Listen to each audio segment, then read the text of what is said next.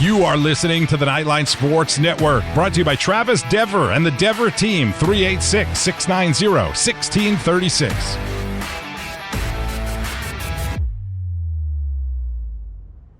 Knightline is brought to you by the Dever team, your source for New Smyrna Beach real estate and everything else New Smyrna Beach. Go to www.thedeverteam.com and call UCF alumni Travis Dever for all your New Smyrna Beach needs. 386-690-1636. That's 386-690-1636.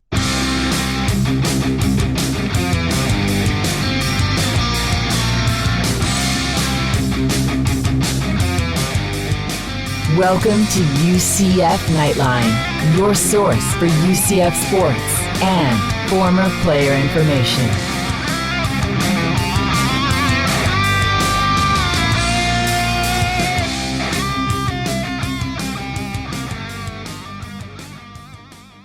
All right, hello Night Nation. This is Andrew Phegley coming to you from the 1148 studios, and this is episode 261 of the award-winning Knightline podcast. Joining me as always, Roger Phipps, and on this week's show, it's go time. Game week, baby. Stadium naming rights update, conference realignment as the world turns, your questions in Ask Knightline, NCAA noteworthy news, Chase Bunker stops by to talk about the Smurf turf ponies, the Tijuana Flats hot take of the week, and news and notes. All righty, it is absolutely game week, and it is 3 days, 23 hours, 12 minutes, and 25 seconds until the start of the game and the start of UCF football season. Again, 3 days, 23 hours, 12 minutes, and 13 seconds. That just got me even more excited because we just had the radio show a couple hours ago, and it was 4 days. So we're counting down. Because it was before 7 p.m. Yep. So now it is after 7 p.m., and we're into 3 days. If you really want to break that down, it is 5,711 minutes. Or 342,708 seconds. Wow. So, yeah. I just figured, I would go in depth there. I don't go in depth very often, but that is in depth. So, all right. So, I mean, that's how excited I am. I cannot wait. After watching Nebraska get throttled by Illinois. It was. Illinois. I don't even know. I don't even remember. The Fighting Who cares? Illini It doesn't Orange matter. people. It does not matter who it was. It was awesome. That was a great way to start off college football, personally, in my opinion. Just my opinion. I know there's some Scott Frost lovers still out there, but I am not one of them. So, word is they were actually calling for Chins to be the head coach now. Nebraska fans have gone full heel on Scott Frost. Is he still there? Yeah, he's his defensive Oh, corner. I didn't realize he was still there. Yeah, he's his DC. Oh, boy. Yeah, whatever. Anyway, yeah. So, you know what? There's tons of Ask Knightline questions. Let's get to those now. Ask a Knightline is brought to you by Chad Barr Law. Chad is a UCF alumnus and diehard Knights fan. Chad Barr Law handles auto accident, slip and fall, and personal injury cases. Call Chad today at 407-599-9036 for a free consultation. That's 407-599-9036. Armor up and call Chad Barr Law today. All right, absolutely tons of questions. This is awesome. I love it. Let's see. Where are we going to start? I'm just going to start. This is the thing. When there's this many, I don't even know where to start. Let's start with Selena. UCF Selena. She's one of our favorites. Yes, we have favorites. Do you think the penalty issue gets resolved under Gus? Abso-freaking-lutely, I do. I don't think he's a guy that would put up with stuff like that, and he would figure out how to fix it fast if it does happen. I think it took Heupel a little while to figure out what was going on out there on the field. Obviously, it was a thing where I think it was East Carolina was mocking the snap count and all that stuff, and it took him an entire game to figure it out. If that was happening, I think Gus would figure that out a lot faster. personally. And I think Gus probably has planned ahead where, that can't happen. It's the experience thing. I think it gets fixed, of course. Well, and then for me, I kind of agree with you with the Heupel versus Gus example there, because I feel like Heupel was not as stringent on a lot of different things. He wasn't I wouldn't call Gus hard-nosed, but with experience, you understand what the fundamentals are and how to coach those specifically, right? Yeah. And I don't think Heupel did that. So I agree with you. I think there's a reduction in penalties overall. That being said, I wouldn't be surprised with a new offense the first game of the year if we don't have some kinks to work out. Yeah. Oh, absolutely. There's always kinks to work out. All right. Selena, another question. One extra question, she says. Chris and I, her husband, have talked about how fun it would be to travel to away games with our kids in the future. Are there any decent cities to check out if we end up in the Big 12? Cities like Ames and Lubbock just don't sound that all that exciting. Does that impact travel? There's some Kansas teams that are out there. Kansas City's awesome. If you've never been to Kansas City, great barbecue, the best barbecue in the world as far as I'm concerned. Kansas City being my hometown, obviously I'm going to say that's awesome. Besides that, not so much. I mean, no. They're not known for their destinations. No. I mean, you have Morgantown on the list. I mean, now, depending on who joins with us, that might change, right? Because if we did join, it wouldn't just be us. Cincinnati, I'm kind of have a affinity to, just because my family's from there. So I'll say there's some things to do there, some good breweries. But we're talking about current Big 12 cities. Current Big 12 cities. We're not talking not about much if there. and when, but yeah. Manhattan, Kansas is kind of nice for a small town. I lived there for a little while. It's where K-State is, and they're currently in the Big 12. I'm trying to think who all is currently in the Big 12. Oklahoma State, you don't want to go anywhere near Oklahoma. Oklahoma is just bad in general. Texas Tech? Yeah, Lubbock. Lubbock. I've never been to Lubbock, and I don't really ever want to. Probably not besides Kansas City. So hopefully that answers your question there. All right, let's move on to D.W. Young. Never heard him ask a question before, but I'm glad that you did. D.W. Young 2691 on Twitter. UCF's offense has been clicking on all cylinders. What would Gus change to improve it? Alternately, would he be smart to leave last year's installs mostly in place? No. Obviously for the last couple of years, it's been clicking on some cylinders. I wouldn't say all cylinders, personally, especially under Heupel. Yes, it produced a lot of yards and a lot of points and all that stuff, but it also stalled. So when if you know anything about engines, if you're not firing on all cylinders, it stalls most of the time. So that's why I'm going with that analogy. You saw the 4 plays, that Heupel had, or what looked like 4 plays. Up the middle, a couple of them. Out to the sides, a couple of them. Some long passes. So 4 to 6 plays. Basically the same thing, every freaking game. I think Gus is extremely smart about football and really knows how to mix it up and how to, throw some really weird stuff in there. So I think that he will have no problem improving our offense. It may not be as prolific as it has been in the past.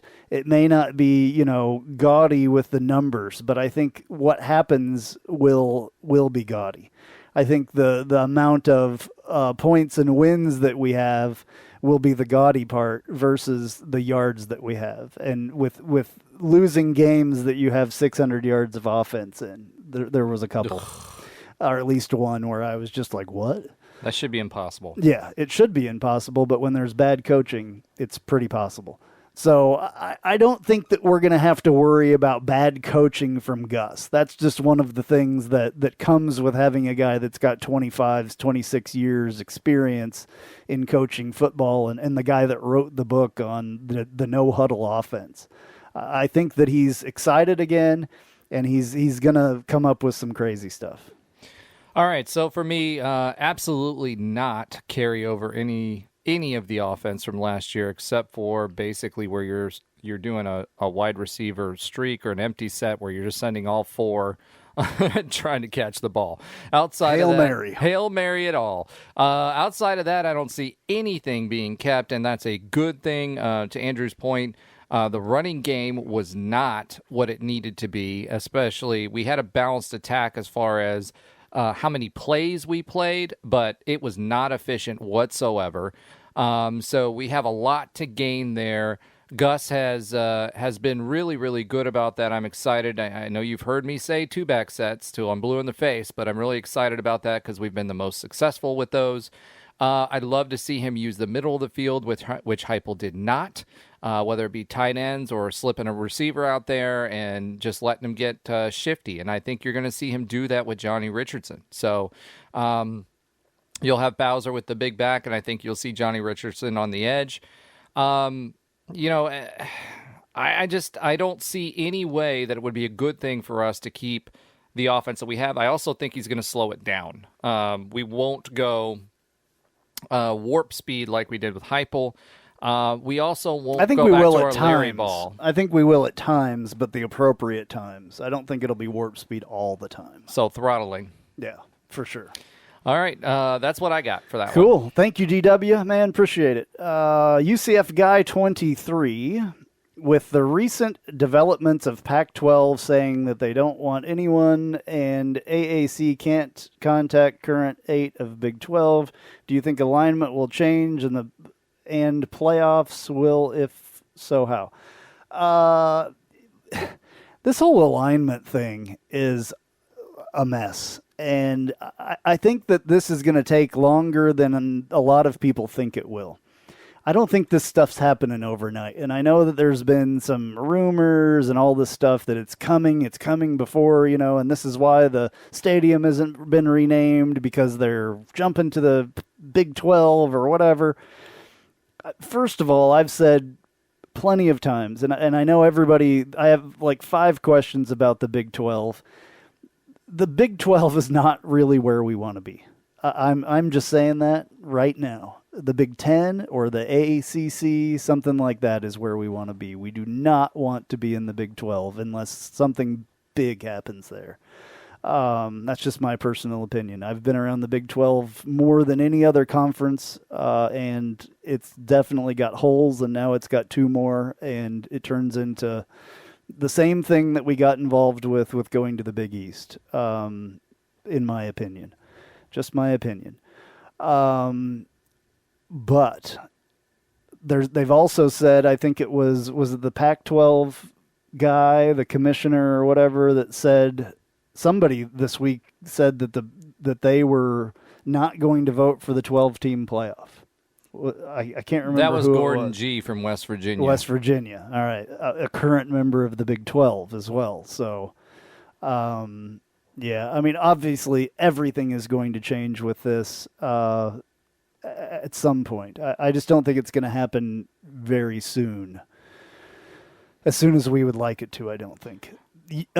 Oklahoma and Texas technically don't leave till 2025. I'm sure they're going to try to get out of that, and that may speed things up a little bit. But if it waits around till 2025 to have all this settled, who knows what's going to happen with the.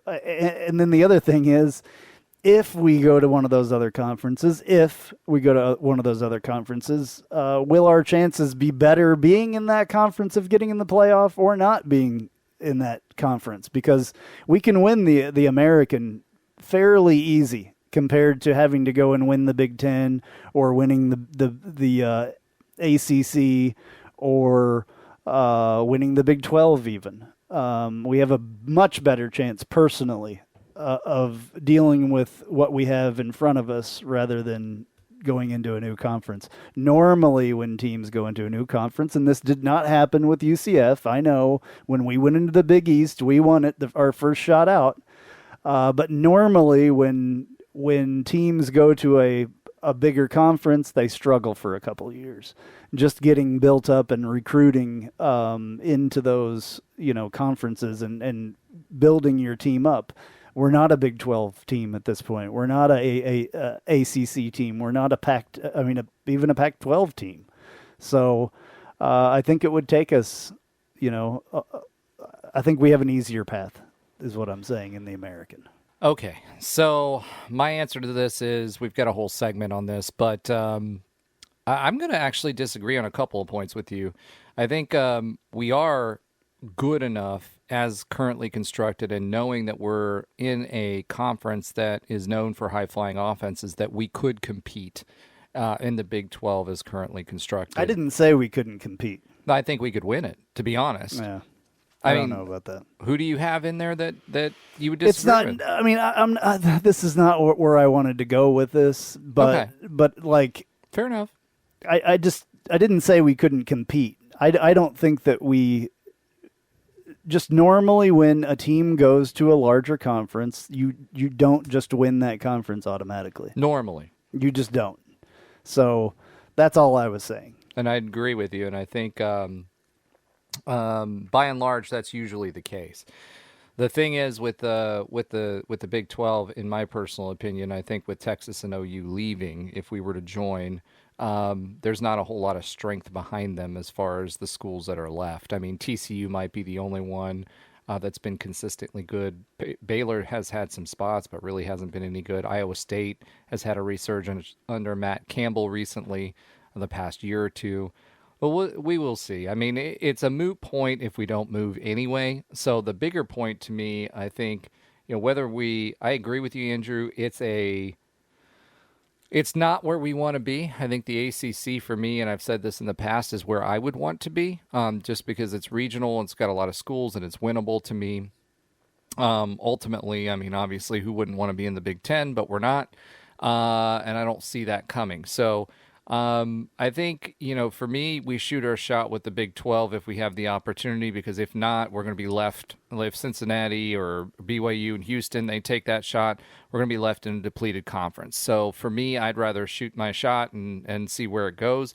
But we'll talk a little bit more about that a little later. Yeah, so just for what I'm saying, even versus the Big 12, our winning percentage ever, UCF's, the only times that we've played Big 12 were 1-4 against the Big 12. And how long Nebraska ago was that? is not in there now. What's that? How long ago were those games? Well, Baylor was the last one. And we won that one. We won that one, but we lost to Kansas State. We've lost to Nebraska, and we've lost to Texas twice. Nebraska, we were Division II. Kansas State, well, we should have won. Well, we should have won all of them, but, I mean... That was I think that was a 17-13 game. It wasn't that big of a loss, but still, I'm just saying, 1-4. We can go and look at all the rankings between, the Power 5 and UCF. And I would say this. It always takes time. Always. Especially coming from, the group of 5 to the Power 5. It just takes some time recruiting, I think. Not that we wouldn't compete. I just don't see us winning the conference like right away. That's all I'm saying. Okay. On to bigger and better things. Thank you for your question, by the way. Tony C has 3 questions this time. It's kind of like last week, which is fine. Questions and / comments. This one, since when does the NCAA bless us with automatic waiver eligibility? Barrett and Gatewood are eligible immediately. Gus Malzahn effect, maybe? Yeah, maybe that's it. Maybe COVID. I'm not sure, what caused that, but let's just be glad that they're eligible. Gatewood is a very interesting dude. What do you do with a guy like Gatewood? Out there. I read a very interesting article the other day. I can't remember the guy's name, but anyway, he made some very interesting points. how you use Gatewood. Do you change his position? Do you use him as a decoy quarterback? Do you, there's all kinds of things you can do. This guy is very athletic, very big, quarterback wise, got a hell of an arm on him. It could be really, really interesting and fun to have a guy like that on the team, especially that Gus is very familiar with. This is another question from Tony. Will the Knights win 10 or more games? Anything less than a 10-win season is considered a failure with all the talent the team has, with a question mark. Is anything less than 10-win season considered a failure? It's really early to say these things. I would hope we win 10 or more games, obviously. I think we're capable of winning 10 or more games. I'm going to go with you on the 10-win season. If it's not a 10-win season, it'll be considered a failure. I will say that. It's just kind of the expectation that we have. And I think that we can do that. I think we can win 10 games this year. Will we? That's the other question. So I think if we beat Boise, I think there are not 3 losses on the schedule. So I would say we would go 10-2 if we come out the gate swinging. We'll also know a lot more about what we have after game 1. Unfortunately, for most of us, we've all been in the dark. I mean, we haven't had camp access. There hasn't really been much said. We don't even have a roster as of yet. Oh, we have a roster. We don't have a depth chart. A depth chart. Yeah. I'm sorry. Depth chart. So, there just hasn't been a lot of information out there for us to kind of put those pieces together. Gotta listen between the lines, what these coaches are saying. There's a lot more. I've got clips, all kinds of clips tonight, and there's a lot between the lines on these ones. But I agree with you. If it's a 3-loss season, I think with all of the potential narrative that could be written with Gus Malzahn, he's been given by the media all of the limelight and the ability to take advantage of it. If it's more than a 10-win season, I think it's counted as a success and wait until next year kind of narrative. If it's less than that, I think he takes a little bit of a beating. Okay. Yeah, absolutely. All right, third question from Tony C. Based on UCF scheduling needs, would you be okay with UCF scheduling more good G5 teams like App State, Coastal Carolina, and then he mentions Marshall, which, are they good? I didn't know Marshall was good. Maybe they were. We played them in a bowl game not too long ago. 2 years ago, yeah. Gasparilla Bowl. Yeah. I was there in the rain. I was there too. Anyway, I don't have a problem with it. I would rather try to schedule Power 5 teams, though. But I think anytime there's going to be, some slot that needs to be filled. So, I would love to play some more of the good G5 teams. Coastal has been good. App State's been good. I don't know if we've ever played App State, maybe back in the day. I don't know if we've ever played Coastal Carolina. But, I don't mind, especially, if they're the ones that think they're the end-all, be-all to the G5 like Boise does. So, this is a perfect match between UCF and Boise because it's the old guard versus the new. And none of those guys are on the team that was the old guard for the Broncos. Yeah. Ponies. The Ponies. Yeah. So, I'm down with it. What about you? I'm definitely down with it. I've said that before. I'd rather have high-level G5s than 2-for-1s with Florida. That's still my contention on that. I kind of tend to agree with Danny White on that versus Terry Mohajir. We'll see what happens. I understand he's got Gus. Gus has expectations on who he wants to play. And obviously it's a brand elevator for us. At the end of the day, we're kind of backed into a corner on our scheduling as far as availability is concerned. Although, if the Big 12 does not expand, they've got a lot of games to fill. So it'll be super interesting how that all works out. But yeah, I'm fine with playing those teams. I as long as we can keep the alternating 7 home games on the schedule, because that helps out our athletic budget. I'm fine playing them if we can't get a Power 5. Okay. All right, another Big 12 question here. What team would be the best for UCF in the Big 12 besides UC and BYU, Memphis, Houston, UCF, USF, etc.?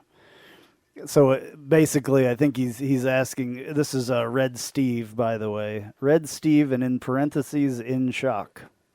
I don't know what that means. Clifford _Red on Twitter.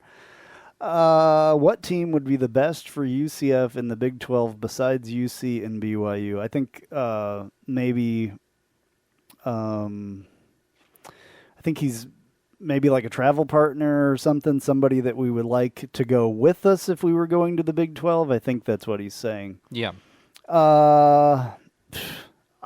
I think we should stay as close to Cincinnati as possible, to be honest with you. I think that could be an incredible rivalry.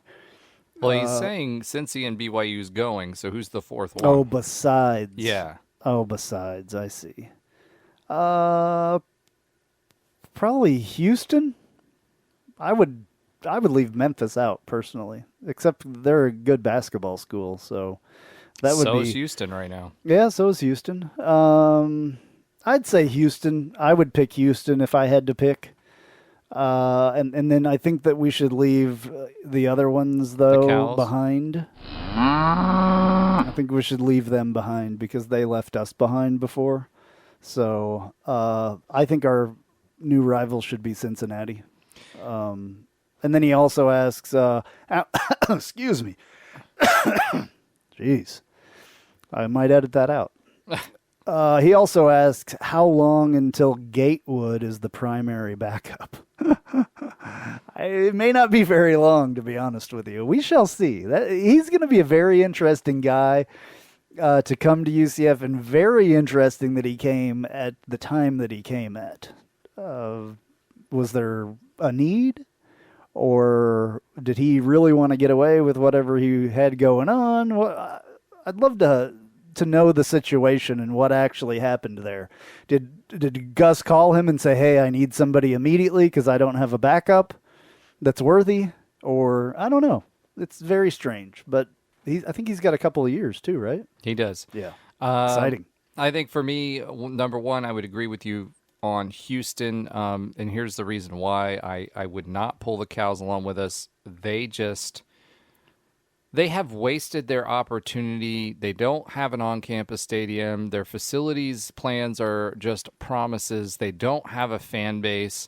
There's just, other than, us bringing our horde to town, that's the only time they have any interest in it for any home games. So, I love beating them every year. We tied the series this year. I'd love to beat them every year from here on out, and I'm okay with keeping them as an out-of-conference opponent, provided we can't get like an FSU or UM, but I just think we leave them behind. Houston, for me, as opposed to Memphis, Houston's metro is 7 million. Now, I'll say this about that. If I were in the Big 12 shoes, so if I were Baylor or Texas Tech or any of those folks, I would not be letting Houston in my conference, period. There's also some bad blood between their main booster, Tillman Ferretta, and the Big 12 and Bob Bowlesby. So that may hurt them as well. Houston has the ability to overcome and overshadow Baylor and Texas Tech and TCU very quickly in the Big 12. But I would say that for me, if I were as a UCF fan, I'd bring Houston along. They've got decent basketball, or they've got great basketball. They've got great baseball.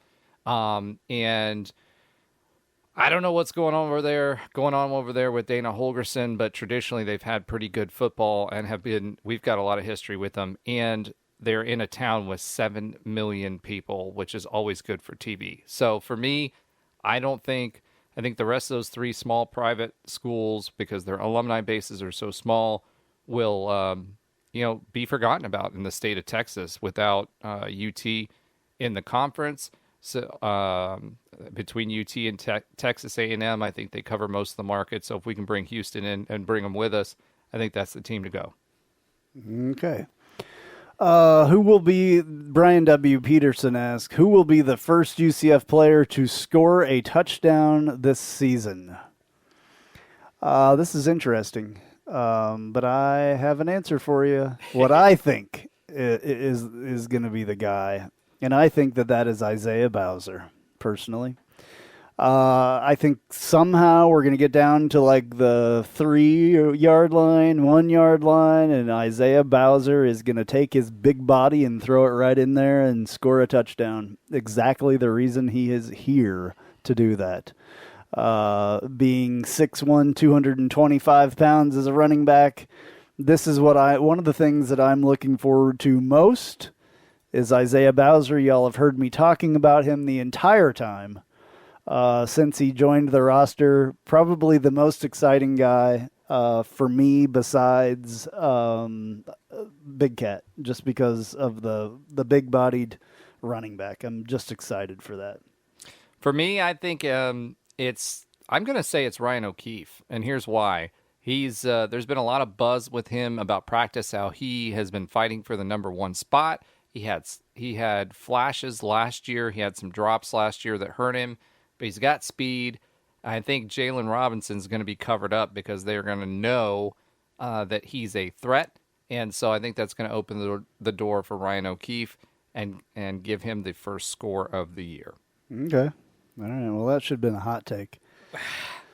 All right. Well, thank you. That was Ask Knightline. I think that was all of it. Thank you, Tony C., UCF guys, Selena, D.W. Young, Brian W. Peterson, Red Steve, Clifford _Red. And yeah, that was it. Thank you very much for those questions. Really appreciate it. We're going to take a little break here and we'll be right back. And we will get into more of this game week action. Hey, this is Travis Dever, Kai's Real Estate, the Dever team, New Smyrna Beach. Your source for real estate and everything else, New Smyrna Beach. Proud sponsor of Knightline. Call me anytime at 386-690-1636. That's 386-690-1636. Let me show you my hometown, New Smyrna Beach, UCF's favorite beach. Go Knights and charge on.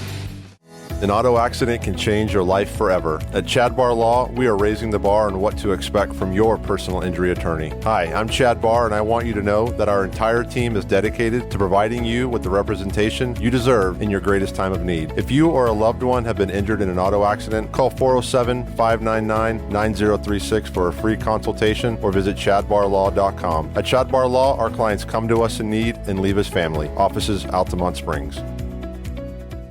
Looking for more out of your Porsche? Look no further than Flat6Motorsports.com. They have the widest selection of aftermarket Porsche parts anywhere in the world. With over 85 product lines and in-depth expertise, Flat6Motorsports.com is your one-stop shop for any Porsche performance needs. Whether you're shopping for intakes, exhausts, suspension, or tuning, they have you covered. Flat6Motorsports.com is the premier Porsche aftermarket specialist. Check them out at Flat6Motorsports.com. All right, that is a good sounding car right there, by the way. That is one of my friend's Porsches that owns that company, and that is real. So we actually edited real sound from his car. Anyway, so we're back into the game week thing. We're going to have Chase Bunker on in a little while to talk about Boise, because Chase Bunker is probably one of the biggest Boise fans and a UCF fan that I know. So he knows quite a bit about Boise.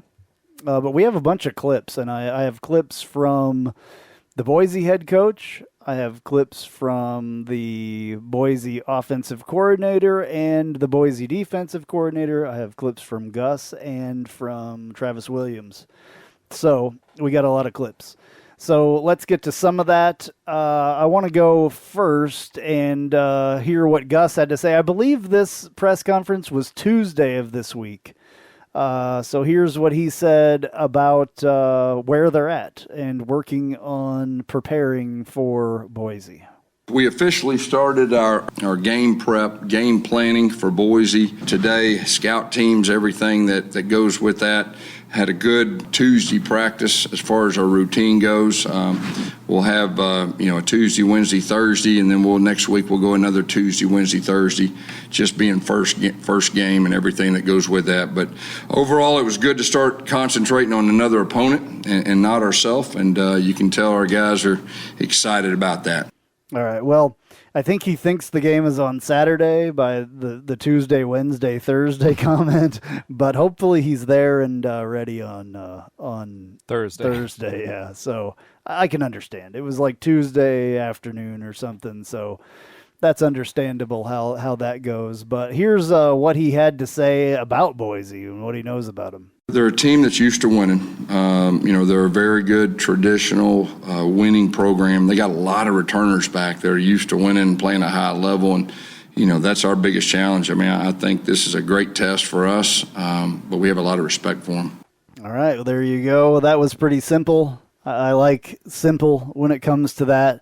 Roger, we talked to Chase earlier, so we have a lot of the Boise questions in there. One of their things that we talked to him and the issues that they had last year was the offensive line. Mm-hmm. But then again, Chase was saying that they were hurt most of the time last year, and that was their issue. But they have a lot of senior returning / offensive linemen as well. So that could pose a little bit of a problem to us. What do you think? My take on this is I've only seen what I've seen, and even the year before they were still a little bit questionable. I mean, Bachmeier had a much better year, but even if they're coming back from injury, they're not going to be playing optimum level first game out. If they're out for a year or part of a year or anything like that, they're not going to be used to game speed and getting back up to game speed, even if you're a senior. So to me, I feel like, again, our strength is their weakness, which is our defensive line versus their offensive line. And I think that's really going to be the key to the game is the trenches. That's where all football games are won. The skill players help, but if the skill players can't have the time to make things happen or plays don't have the time to develop so that they can get the blocking and the scheme executed on, then it's just not going to work. So to me, it's offensive line versus defensive line. If they're coming back, great. It's the first game out. I don't see them having a great day.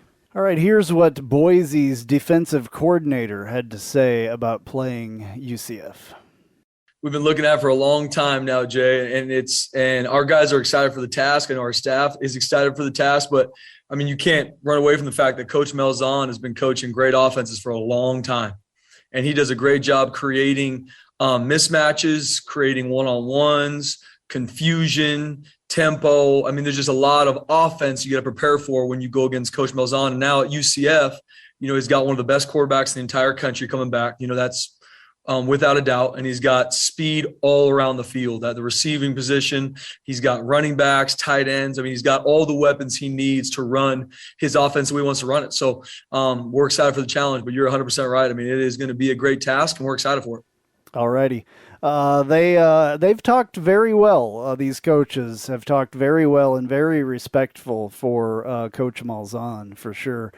Here is what their head coach said about facing Gus Malzahn. His offense is one of the most challenging ones in my career that we've ever faced. From the standpoint of they're multiple in all phases of the game, whether it be tempos and how they use tempos with no huddles, speed huddles, the variety of personnels and formations that come along with those things. And in my experience in studying and watching and playing against, his offense is always physical. And that's not just inside the tackles and on the edges and in the backfield, but on the perimeter as well. From studying and watching his wide receivers are always well trained on how to block on the perimeter and how to play physical on the perimeter. And that's going to be a great challenge as well.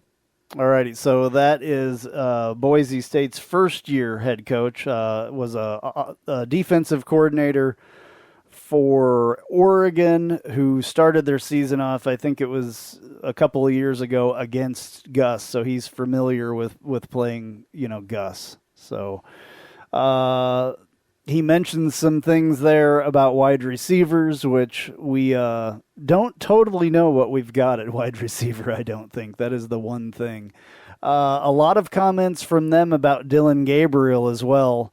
Let's hear what Coach Malzahn had to say about Dylan Gabriel, and then we'll go to the Boise guys and hear what they have to say. Dylan's one of the best quarterbacks in all of college football, and it's been just us getting familiar with each other and getting a feel for what he likes and, what he feels good about. I mean, whether it's him or any other quarterback we've had, you want to build it around their strengths. So it's just one of those things. There's been great communication. Him and Coach Kenny have done great working together. But he's a real cerebral guy, and he knows what he likes.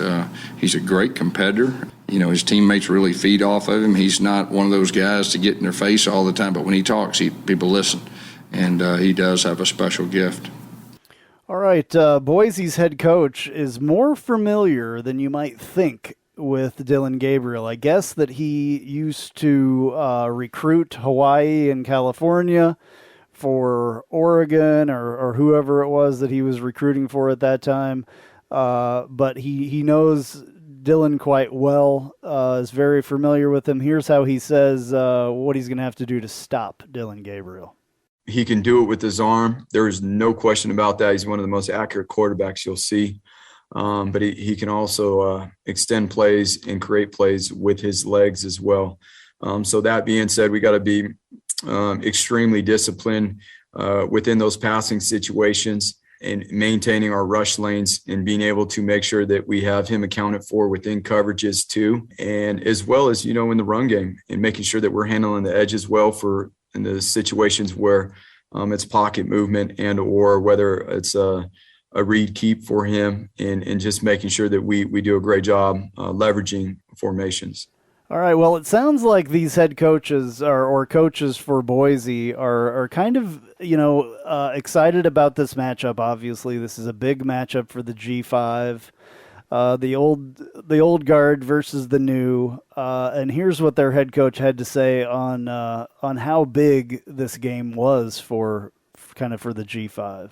Both programs have, and rightfully so, have gained the respect, within college football. It's attributed to the coaches, the past, and obviously the players of the past and the things that those players and coaches have been able to accomplish to the current coaches. And following this program, in terms of UCF for some years now, because they have done such a good job and watching from afar and now being, here we are. This has been on the calendar for a few years, and here we are with this matchup coming into play. It is, it's a great opportunity for both programs to be able to go out and compete and really, show that within, the group of fives too, that the type of football and the type of teams there are, the type of talent that is going to be on the field on Thursday night is going to be impressive.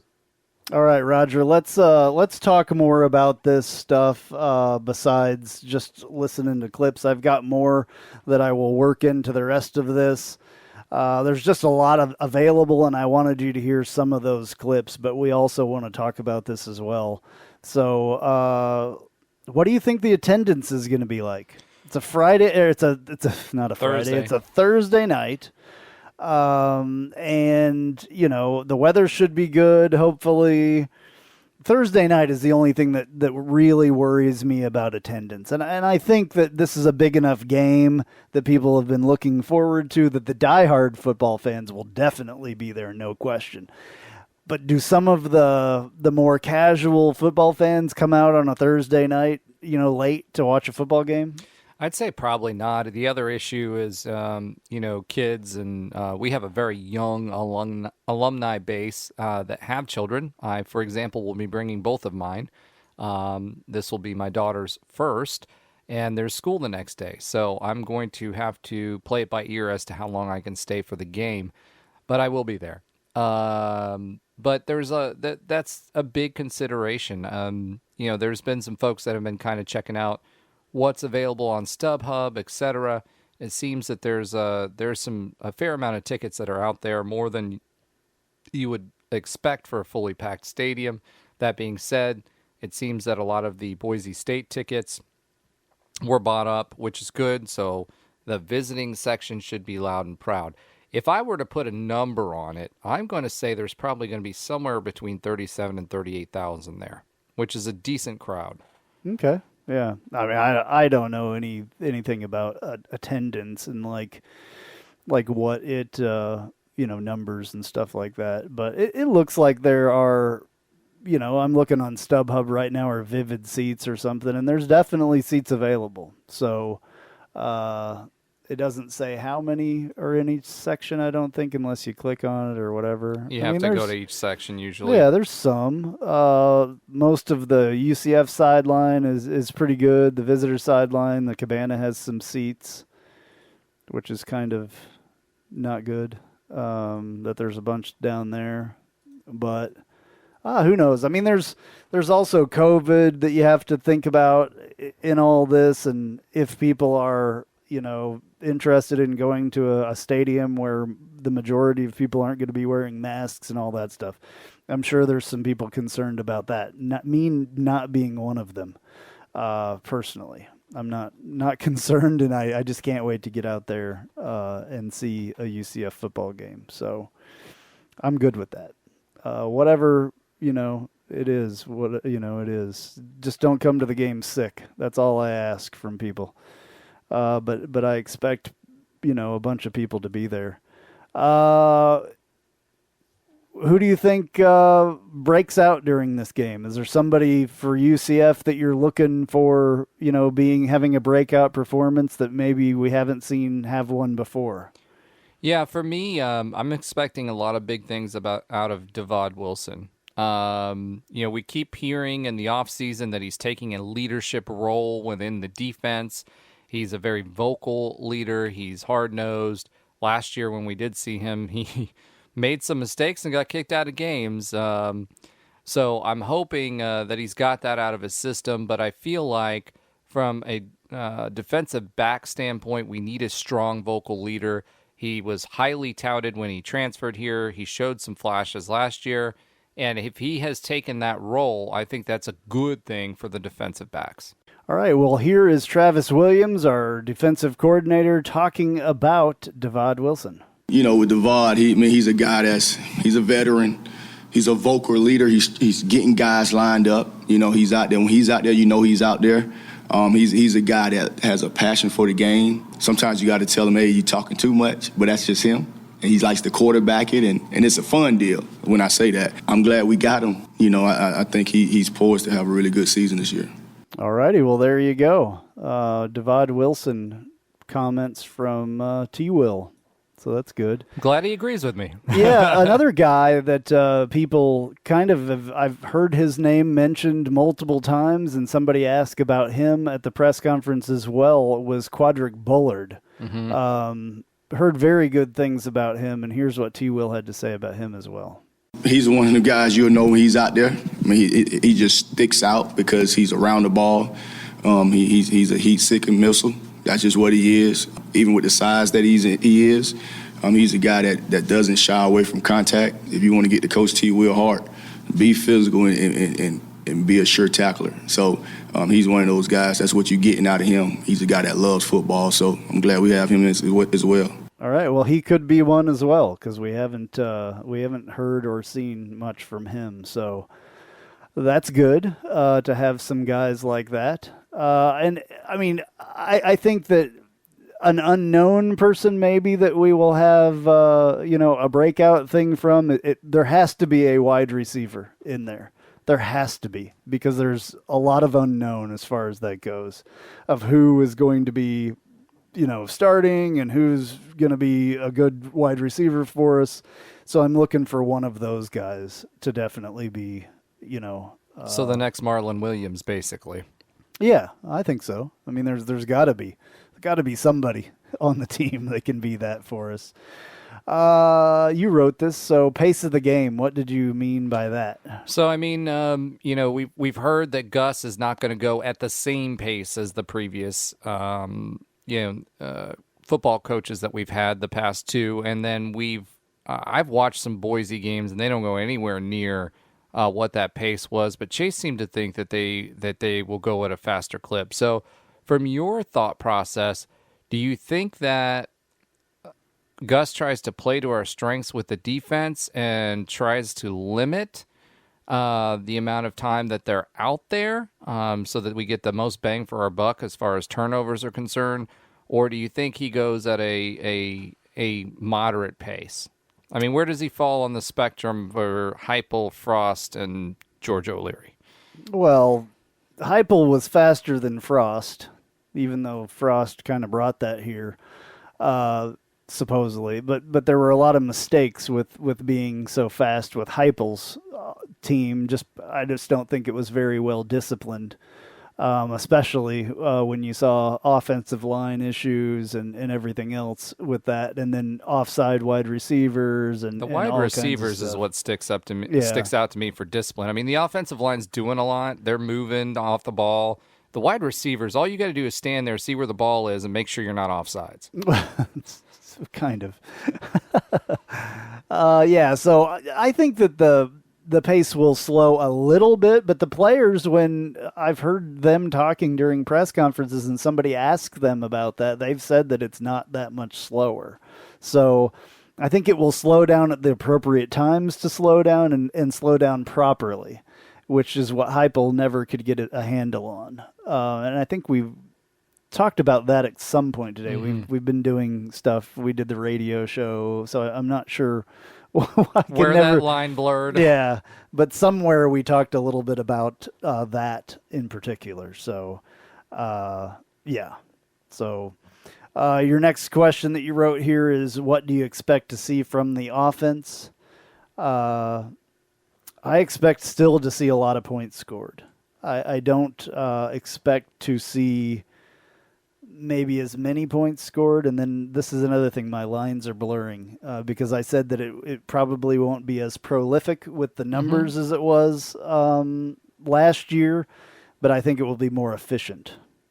So I tend to agree with that. I think, we talked about this a little bit on the radio show. Is that where we talked about it? Because I'm pretty sure it was with the radio show, but that being said, for me, again, no matter what, it boils down to this.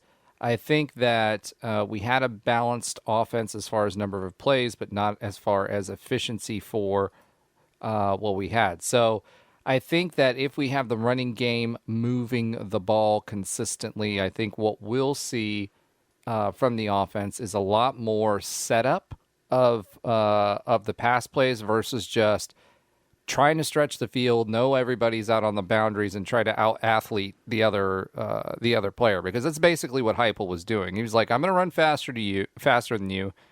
I'm going to have my receivers juke you, and they may do a double move, they may do whatever. They're gonna be better athletes than you, and then I've got a heck of a quarterback that can put it anywhere, pretty much anywhere on the field, wherever he wants, in a position where a receiver can catch it. So that was his game plan, and I think Gus is going to add more variety. I think he's going to play multiple sets or the same play with different movements, so that we're setting up the defense for a pop play to get it big, or just to shift a wide receiver out, let him run, open up in space and whatever, to kind of lull the defense into sleep. And you saw Frost do that. That was one of the beautiful things about Frost's offense, is he would set up plays and show the same play over and over and over again, and then all of a sudden it was different. Yeah. And I think that Gus's complexity in his offensive mind will allow him to do that. Yeah, and Heupel tried to do that, but it seemed like just the same plays over and over again. And it worked sometimes. It definitely worked. I mean, we got so sick of seeing Adrian Killens and Otis Anderson run up the middle until it worked. Mm-hmm. And then we were like, wow, it definitely worked every once in a while, but it just got old and stale, and teams started to figure that out. 2 new head coaches as far as with their teams. Do you expect to see mistakes being made as far as coaching things, or not knowing what you have, or the environment, or whatever with these new coaches new head coaches with their teams? Well, yeah, and let's say this and be specific about that. Andy is a first-time head coach. This is his first game as a head coach, And I think that Andy, what is Avalos. his name? Avalos. Yeah, I'm going to from remember Boise. it now. I couldn't remember it during the radio show, but I'm going to remember it now. Yeah, and I said it didn't matter Yeah. what his name was during the radio show. So, But at the end of the day, what it boils down to is I think you're going to see some mistakes from Andy. He's a defensive coordinator, and he's going to be now the head honcho and calling plays. So do I think we're going to see some mistakes? Yes. That's actually an advantage for us because we have Gus. I don't have any qualms about Gus roaming our sidelines and making coaching mistakes. We could see discipline mistakes from the players on the field, but from a coaching perspective, I don't see any issues as long as the play calling for the defense is kept in check. all righty. A couple more of these questions, but I want to use them later on in the show. So let's go to Chase and hear what Chase Bunker had to say. You've heard Chase on here before. He's a funny guy, so we're always having a good time with him. Let's hear what he had to say on Boise. He probably knows it better than anybody else that I know. All righty, please welcome back the only guy I know really that knows anything about Boise State. So we had to get somebody. We figured it would be the one and only Chase Bunker. Chase, tell everybody like what you're doing now. Some people may know you from WDBO, but now you're in Jacksonville doing some other stuff. That is correct. First off, thank you very much for having me on during this special occasion in my time. I'm so happy right now and nervous as heck. So right now, you may have known me from WDBO, where I did some reporting, but I was occasionally hosting Live Local and Loud, occasional contributor onto Knightline. Now I'm up in Jacksonville. I am the morning show reporter. And so they want me to go out to certain events in Jacksonville, a city that I have lived in for about a month. And they say, hey, go report on this. And I go, what the heck is this? I have no idea. They came up to me. This happened to me. I was maybe 2 weeks in. And they said, by the way, you need to report on this person. They just got COVID. I'm like, who is this person? They just say, look it up. Get a story out soon. It's like, not helping me. That's funny. All right. Well, I'm assuming you know a little bit more about Boise than the COVID guy that you're reporting on. Yes, I do know a little bit more about Boise. At least I'd like to think I know about Boise. I'm pretty sure like there's only 5 Boise State fans that live in the state of Florida, and it's me. And it was a family of 4 that I met at a Panda Express over in Waterford. So I think somehow it's just I believe us. this. I believe this. It sounds like a story that, you know, it sounds like a real story. Yes. I don't doubt it whatsoever.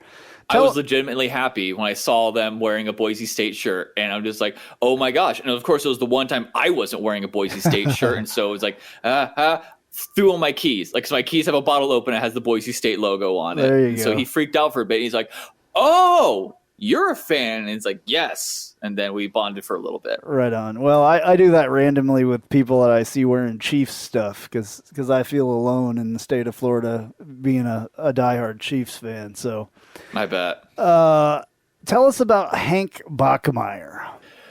Hank Bachmeier had an incredible season 2 years ago. Started off with the FSU game, where they was a little bit slow to get off, and then they eventually overcame and beat the Seminoles. And a game that I wish I was there so I could have drunkenly fought all of Doak Campbell Stadium, and I would have been ready for it. But he's now a junior this year. He had some injuries last year, so it wasn't as stellar if you want to look at his numbers.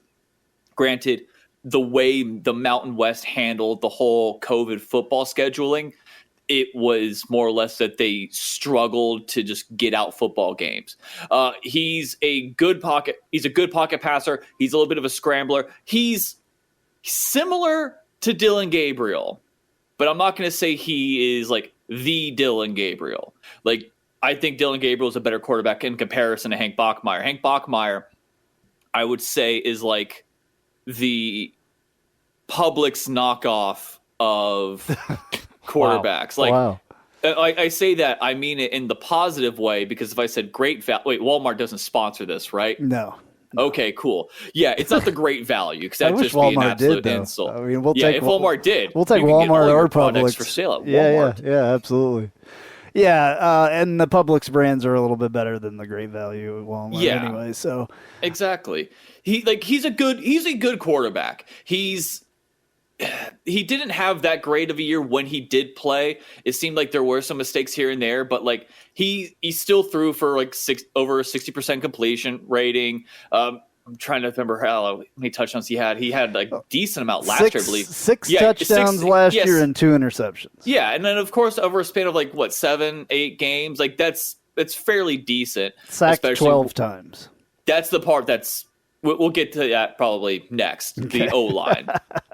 Alrighty. Well, tell us about the O-line then. Since you brought garbage. It up. Swiss cheese. It's not even public Swiss cheese. It's Walmart Swiss cheese. Yeah, pretty the problem with the O-line last year was the fact that they were all hurt. So now they're getting a lot so a lot of those people actually came back now. So if they're healthy, it's a decent serviceable O-line. The problem is you have to stay healthy. So I think if you look at the 12 sacks, you're going to think, wow, that offensive line is awful. Yes and no. It was bad because it was hurt. Okay. Well, that makes sense. So what do you think of the new head coach? I guess his name is Andy. Andy Avalo. So Boise State went in a different direction this year. Their past few coaches have been offensive oriented. So this time they're working on the defense. And I'll be a flat out honest. They needed it. They need a defensive coach. So he came out of Oregon. He played at Boise State back in 2001, 2004 as a linebacker. And I'm trying to remember he went from when he came into Oregon as a defensive coordinator, they went from 49th to the number 9th or something in 2019. So in a year's time, they went from pretty bad to actually relatively decent. And that was in the Pac-12, which is all offense all the time. So if you actually do that in the Mountain West, that could transition to one of the best defenses in the conference. They also brought in a new coordinator from, I believe it was UC Davis.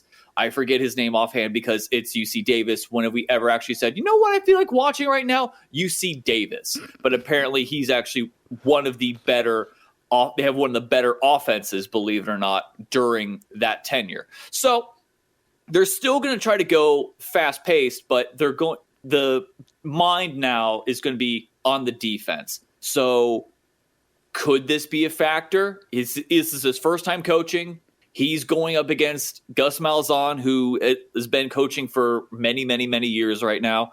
I think you might see some mistakes from him, but he's also going to be doing a lot of growing during this time. So, Chase, talking a little bit about camp, we haven't heard much out of UCF.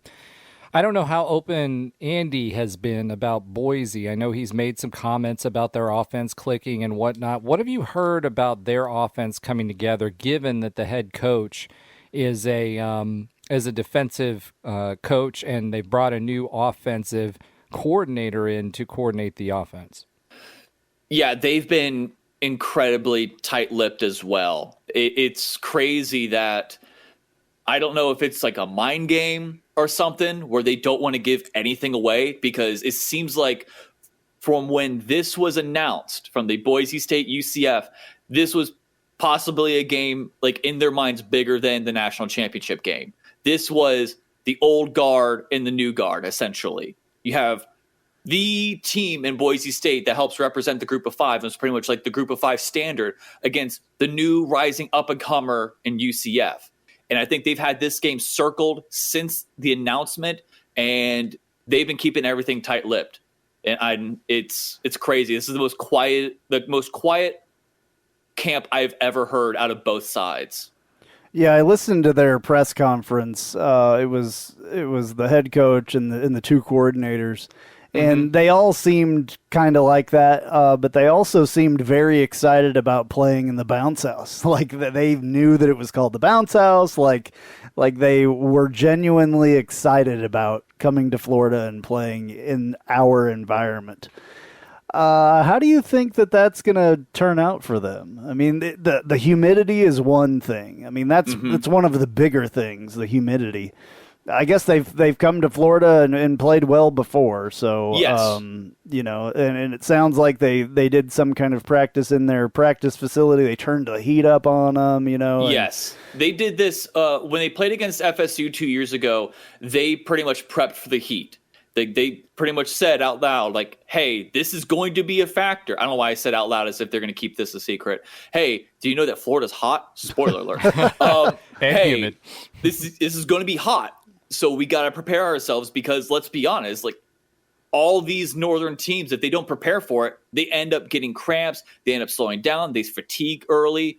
And somehow, some way, Boise State was more prepared for the heat than Florida State was in that game 2 years ago, because Florida State during that game started fatiguing at the second half, and Boise State stayed true to form. They kept it going and so on. So they know how to prep for this now. And I don't think the heat's going to be a factor, especially since it's going to be a night game. So the heat's not going to be as bad and it's not going to beat down as much, but you still want to prepare for the humidity nonetheless. All right, Chase, I got two questions for you. One, what's your over or under on 3 fake cramping incidences for the Boise State Broncos in this game? And then secondly, can you run us through, I've heard that there's been a COVID outbreak that affected them about 2 to 3 weeks ago, and can you provide any insight as to how that's affecting the team now? Yeah, so first off, I want to correct one of my statements. Tim Plow, or Plow, I don't know what it is, but that's his name. That's the new offensive coordinator from UC Davis, just so I don't show like too much disrespect towards the man.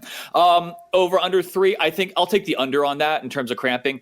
Boise State's never been one when it came against the fast-paced offense. Like even with BYU, they never really faked a lot of the cramping, and that was another thing we have in common. Not only are we the new up-and-coming, group of 5 schools, we both got throttled by BYU last year. So I don't think they're going to be much of a cramping. And I'm sorry, what was your second question? COVID. There's been some conversation around the fact that 2 or 3 weeks ago, there was a bout of COVID that went through the team. If you've heard anything about that and how that might affect the team's preparedness for the game. Hitting me with the hard-hitting journalism. So they've been dealing with COVID, they've been dealing with COVID issues for a long time. They've had 2 weeks of games canceled. I feel like even though it says it's 2, I feel like there was more. I remember them just having like numerous outbreaks at one point. For some reason, they can't get a handle on this. And so I would have thought with the year, like with the time that we've had, they would have gotten a better grasp of it. I'm afraid, like this isn't being talked about yet. This is me purely speculating. I'm afraid they're going to cancel this game. I don't know why. And I kind of know why, because I think their COVID outbreak, the way that they're handling it. I don't know if they're going to have their stuff together in time. And this is, mind you, like coming from Florida, where our cases are rising as well. So I don't know how they're handling it. I know they're doing some quarantining and all that, but in terms of like the internals, they're keeping everything hush hush for the time being. Wow. Yeah. Well, we don't even want to talk about stuff like that. I don't think about canceling games and all that. This is Knightline, not Contagion Line. Yeah. Well, I just would hate for that to happen. Tell us about the running backs. Do you know anything about those guys? Whew. The running backs are their best part, essentially. Like George Holani last year, he suffered a horrible injury. Right at the beginning of the season. You have Andrew Van Buren, who I might accidentally call him Martin, like at any point, so I apologize. It is Andrew Van Buren. You have the Oregon transfer, Cyrus Habibi Lakiu. He came in from Oregon, who's very familiar with Andy Avalos. They're really good. And other than this shortened season, Boise State's had a 1,000-yard rusher in 10 of their past 11 years. And I'm pretty sure if they had a normal season, they would have gotten it as well. George Holani was a Mountain West Freshman of the Year back in 2019. He is really good. Him and Andrew Van Buren are just incredible. I think they're going to be one of the reasons why like Boise State's going to keep them in this game. They're really good. They're strong. They're shifty. They utilize them as receiving backs as well. They're not just these, stay behind. They're not like how you say, like Leonard Fournette's not a good passing back because he's better, up the middle. These guys can catch passes in the backfield. They can also go upfield as well. I'm looking at their roster online, and I've noticed something just with their pictures. There's a lot of mullets. There's a lot of mullets going on. Yeah, it's the is mullet that a militia thing in Boise? Is the mullet like? Is it a requirement? It's their main. Idaho is like the most southern North state I have ever seen in terms of I just have probably counted 20 dudes with mullets. It's the Joe Dirt capital of the world, is it not? Yeah, I mean... It might as well be. Like, granted, I don't know what else you could do over there besides, like, go on the farm and grow a mullet. Like, I don't know why for some reason. It's either just, like there are some mullets. really good ones. Like, let me find the guy that I saw earlier. I mean, this guy's mullet is it is world class. If you haven't seen this guy, oh man, I'm trying to think of which one you're talking about. I think he was a defensive end, a white dude. Was it is it Riley Wimp? No, not Riley Wimpy. He didn't have a mullet. I'm trying to think of white defensive people. You may have one now. I can't find the guy for some reason. Oh, man. This is horrible. I wish that people could see these pictures. I mean, they can if they go online and look at their roster. Where's the guy at? Google Boise State white people Edge and rusher. see what happens. He's a redshirt junior, Dylan Harburg. Has a mullet like you would not believe. 6'2", 232 pounds, and, has like the curly mullet and the mustache that's not grown in very well. Like, this guy, if all of them look like this, I'm worried. That's... their defense, hopefully they're getting a good, revamp because, by God, they needed it. Yeah. Did they have issues defensively? It's one of those, like, you had the BYU game, which obviously, it's BYU. You're going to do, like, they're going to just do that. But it seems like consistently they're going to, like, their opponents still score somewhere between 20 and 30 points, regardless. Like, your only outliers are, like, the Wyoming game and the first game of the year. Other than that, like, they're still scoring consistently, and these are not good teams. And so they're kind of, like, they'll get a lead, and then they'll just coast from there on. Also, they lost some people. They lost a lot of notable people on their defense and special teams. Avery Williams being one of them. Avery Williams, at one point, I think, their whole special teams, at one point, I think had a punt return for a touchdown, a kickoff return for a touchdown, and a blocked punt for a touchdown. Like, they were scoring like crazy, and Avery Williams was a great return guy. I wanted the Buccaneers to get him in the 6th round. So... they lost him. I don't know who's going to be returning right now. Knowing UCF's special teams, I hope they prepare for it because for some reason we just never have a good special teams performance. So, except for, one moment in 2017. God bless him. God bless Mike Hughes. Other than that, like, their defense needed a bit of an overhaul. Like, you lost people. Speaking of Mike Hughes, I'm sorry, I have to brag a little bit on this. Did you see him with his performance with the Chiefs the other night? He had a punt return that he ran back that got called back, of course, due to a illegal block in the back. But it was eerily similar to the same. I have not watched it. I try my best to not be a glutton for football when it comes to the preseason, because preseason is just one of those like, oh, cool. How do the players I care about do? Yeah. All right. Neat. Well, he's a starter for Kansas City, by the way, now. So. Yes. Which was like bittersweet because it's like, oh, crap. I might have to face you again in the Super Bowl. Yeah, I think he's a nickel, and is the punt returner. He has to be the punt returner after running that one back. I mean, it was insane. It was eerily similar to that. He made the same move at the beginning. Like literally when he caught the ball like 2 seconds after that, I knew that it was going just because of the little move that he made. It was There awesome. are certain videos that if I ever see them on my Twitter timeline, I will stop and I will watch it, no matter how many times I've seen it. That's one of them. And that is one of them. Like, I am not kidding. I know I've said it. I think I've said it before on the radio show. I'll say it for the podcast, so it's on record. I lived next to the bounce house. When he did that, I could hear that from my apartment. Wow. Like, I'm a half mile away, and I could still hear, like, the roar. It was insane. It was a roar. And I had just left, and I've told this story a million times. I had just left because I was doing our call-in show from Burger U, and that was about the time that I needed to walk over there and get my equipment set up because I usually had to kick people out of their seats to take a table because they wouldn't even save me a table. But anyway, another story altogether. I know. But I literally was, that little path between the stadium or the practice facility and Burger U. I was walking down that path, and I heard the stadium erupt, and I literally almost started crying like right there because I knew something crazy just happened, and I missed it, and I was so mad. That is essentially the people, the Miami Heat fans who left Game 6 before the Ray Allen shot. Yeah. And the thing is, like, you had a legitimate reason. They just didn't want to see the team lose. Yeah. So...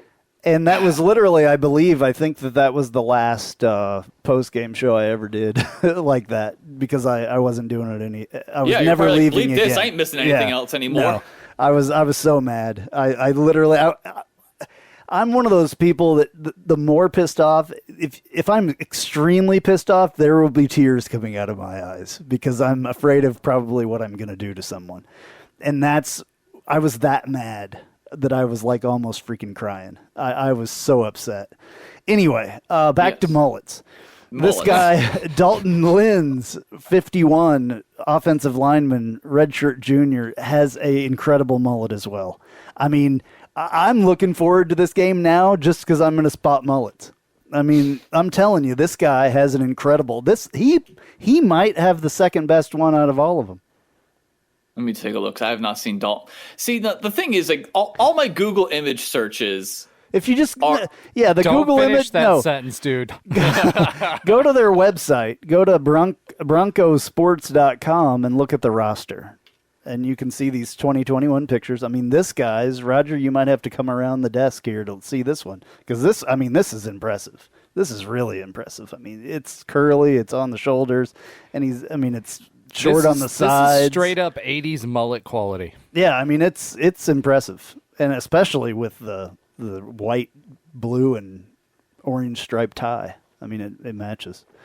So I think we're doing a good job of just selling people on, hey, if you want to go to Boise State, you got to grow a mullet. Here's one of the reasons, mullets. Yeah. Mullets and mustaches. Yep, this guy does not. Well, I think he might have been trying. He's trying. Draw. It's peach wow. Okay, I just saw Dalton Lynn's. Man, no, because if you look at Google search, you see him with like nice, clean cut, short hair. Guy that comes, takes your daughter away. He's like, oh, don't worry, I'll have her home by 9. And then you see this photo, and it is just like. This dude's smoking like Pall Malls with a wife beater on, with a big grease stain on it. Like, seriously. So, cut off checkered shirt. I'm not trying to make fun of these guys. I am all about a good mullet. I mean, I used to have one back in the day. I did. I'm looking at the Dylan Herberg one. My gosh. And him and I have like the same mustache. Like nothing in the middle right there. Yeah, like I call it the anti-Hitler, where there's nothing there. And so like we have like everything up to that point. You can bleep that out if you want to. I don't know if I went too edgy there. But right. Yeah, like we haven't had the same mustache, and it also looks like it was grown by a 15-year-old. It's like backwards from Hitler's. Yes. Yeah. Where there's nothing in the middle, but there's stuff on the sides. Yeah. Hitler bad. Just want to clarify that. That up. I mean, obviously. Just to make sure, because I don't want like someone. but we all know what he looks like. I mean, he's not somebody you have to Google. And know that I don't know if the audience is going to be like, oh, Jacksonville reporter talking about Hitler. Well, who knows? Yeah. Yeah. I think that people know that we're having fun. So I would like to think that they do. yeah. So, Yeah. okay. What do they have to do? What do the see, I don't even like to call them Broncos because I'm The Smurf Turf Ponies is what I called them. the Smurf Turf Ponies. That's, yeah, okay. We'll take Partially it. offended. STP. The Smurf Turf Ponies. That's good. All right. What do the Ponies have to do to beat UCF? Pretty much you have to get Dylan Gabriel uncomfortable. A lot of the games that we've seen UCF lose were because of the fact that Dylan Gabriel was just straight up not comfortable. The pocket has to collapse on him fast. They have to collapse on him hard. You're returning two of your big linebackers, Ezekiel Noah and JL Skinner. They were just tackling machines, especially towards the end of the season. They're going to do their best to make sure that Dylan does not stay in the same place for long or does not stay in the pocket for long. That's pretty much it. Other than that, this game is going to be between like whose defense is going to not stop, but stall. Like, it's going to be probably one of those things. Like, I think you're going to see something to the realm of UCF, USF 2017. You have these two offenses are incredibly fast. Like, you'll blink and then all of a sudden, oh, there's a guy 75 yards up the field already. And it's going to be a lot of fun. Like, we're in for like an offensive shootout. This is the game that we've been waiting for a long time. Pretty much, if your team wins, like if you can get a stall, if you get a turnover, if you just like stop them on fourth down, if that is possible, then that is how each team wins. I know that that's a lot of people are like, well, that's how you always do it. Like, I kind of just gave like the John Madden, the team that scores the most points is going to win the game. Like that, yeah. I kind of just gave that, but like it's true. These offenses are really good, and you can't stop them. You can only just stall them and do a little better each time. Okay. All right. Well, I hope that it doesn't turn into a shootouts, man. I don't know if my heart can take it. I'm hoping that we can get ahead, and I'm hoping that our defense is as good as we possibly think it's going to be. I think our defensive line is really there. So what does UCF have to do to beat the Ponies? Again, slightly offended. I think it's. At least I didn't call them Smurf loving ponies or whatever. Yeah, that is very true. Ponies? At least, that's like, a new I guess what are you calling them? Smurf Turf Ponies. Wow, you just took it to another level. Yeah, like even worse. There's only one female Smurf, and yeah. Anyway, wow, that's another story for another show. It's another. This is Knightline After Dark. So pretty much you have to, besides the simple, utilize that. Score more points. That's it. Yeah. Other than like score more points, other than, make the quarterback feel uncomfortable, you need to stop Khalil Shakir. Khalil Shakir is that offense. Khalil Shakir, he is their best. He's their number one wide receiver. He did returns at some point. He did returns. He does a lot of things. So you use him as a possession. They use him as the deep threat. Like, he's a shifty guy. Like, even if they use him like on just the possession, like, he will shake somebody. Like, you look at his hips and like, you know what? That guy's really good in the bedroom. Like, he knows how to use his hips and knows how to use them well. Well, and he's going. You'll find out on Thursday. You'll see him catch the ball and go, wow, that guy's really good with his hips. Must be Khalil Shakir. You're going all OnlyFans tonight. I mean, the Smurf joke really and this am. one. Wow. Oh, boy. Yeah. I really am. Always entertaining. Chase Bunker. Yeah. But Khalil Shakir, he's going to be the big thing. You need to stop the run. George Halani and Andrew Van Buren are really good running backs. One of them is probably going to get 100 yards. You might just see both of them get it. Like, we've seen multiple games where they've both gotten over 100 yards. So if you can slow them down, if you can stop Khalil Shakir, if you can just get to the quarterback, I think you can maybe pull this out. Are they stronger? Are they interior? Are they going to run between the tackles or outside the tackles? It's a little bit of both. Back in 2019, they did utilize a good amount of like passing in the backfield, that rather than going, up the middle. I think they're going to utilize a little bit of a mixture here. I don't know how UC Davis is. I'm going to be honest. I think we're all honest here when I say, including your listeners, we've never watched a single game of UC Davis. So I don't know how Tim Plow runs his offense. So I think it's going to be a healthy mixture of the both. They're going to see what happens and what works, and they're just going to utilize that. Awesome. Well, Chase, thank you so much, man, for joining us again. It's always fun. I have a blast. You're one of my favorite people. You need to stop by if you're down for the game at the tailgate and hang out and have a couple brewskis with us. Oh, yeah. So. I am trying my best to come down. I'm still trying to decide. I think I've come to a decision of who I want to root for. I like how I've slowly have started the most polite Twitter war between two teams. Each one of them has just been, the other team's group of fans are really nice, but I think you should just root for us. And it's just been that way. And it's been the most polite, wholesome thing ever. There has been a little smack talk going on. A little bit. But it's not horrible. It's been mostly pleasant. You're going to have the guys that are going to be it's Florida. Don't root for Florida. And BS like that. Cool. Way to campaign there, Jack.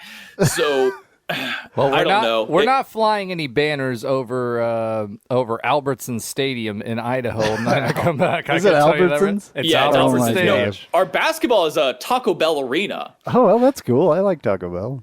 Yeah, Taco Bell Arena. It's great. It's great up until the fourth quarter. Then you start pooping. All right, Chase. On that note, you better run to the bathroom. Yes. It's not run to the border, it's run to the bathroom. All right, one more thing I forgot. Chase is not done yet. Chase, nope. Tell us about what's your score prediction for this game? How is it going to go down in the bounce house?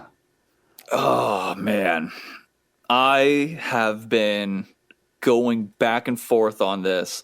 I have been flip-flopping like John Kerry in 2004. Wow. Dated reference. I don't care. I know my audience. Wow. I know. It's such a dated reference. I'm surprised you didn't go back to the hanging Chad. Flip-flopping back and forth like the hanging Chad. That was 2000. Flip-flopping back and forth like Scott Frost going to Nebraska. Oh. I also got 3 Purple Hearts. Anyway, by the way, I actually don't. Disclaimer. I have to cover myself. I have it right now. 42-35 UCF. And I'm probably going to change that at least 3 more times by the time this podcast ends. Okay, 42-35 UCF. I like that. I like it when the Boise State close guy to yours. Says that. Mine was 48-32. But yeah, it's close. I was thinking 48. I thought I teetered with 48-42, 48-45. Is it actually going to be a field goal? That's actually going to decide it. So your offensive coordinator in his press conference this week said that he wanted to hit 50. And if they didn't, they weren't doing anything right or something like that. That's his magic number. And he was saying I'm going to have signs on my door or in my yard. People are going to be, very upset with me if we don't hit 50 points. So yeah, I'm saying I would love 32. To see it hit 50. I would love it for that to happen. I would love for it to be a 56-50 game or 56-49 game. That would be great. Whatever the betting line is for the total points, just take the over. I feel that's just the easiest bet. No matter what. You already do that with UCF anyway. It's it's UCF and Boise? I don't care if it's plus 200 points combined. Yeah, hammer the over on that. All righty. All right, well, man, we're going to let you get to sleep because we know you have to get up at 3 o'clock in the morning to do your radio reporting. Yeah. And it's Monday, so they're going to be, everybody's very excited to listen to, Monday AM radio or AM is in the morning radio. Yes. So, who doesn't love waking up at 3 a.m.? Yeah. Not fun, but we know you're doing a great fun. I love my job, but by God, that waking up that early It's the next step in the progress. We know you're doing a good job up there, man. We're proud of you, and we will hopefully see you at the game. All right. Love you guys. Thanks a lot. Take it easy.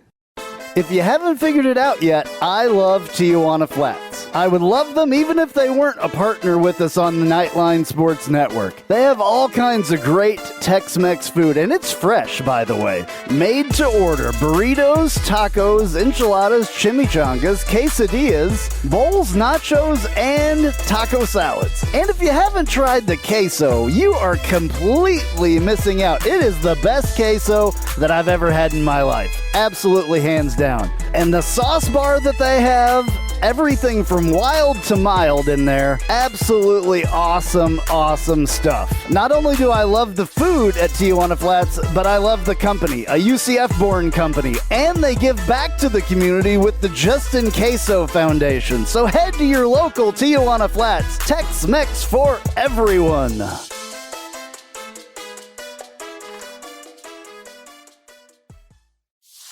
Hey Jeep Wrangler owners, have you ever sat in your office at work and watched the rain just pour into your Jeep because the weatherman said that there was a 0 chance of rain? Or you put your doors back on because there was a 100% chance and then not a drop of rain fell? Well, there's a company out there that can help take the worry away and give you the peace of mind to be without your doors. The company's called Life Without Doors. They make waterproof rain curtains and dash covers for Wranglers. Life Without Doors is there to help make the decision to leave the doors at home an easy one. Find out more at lifewithoutdoors.com.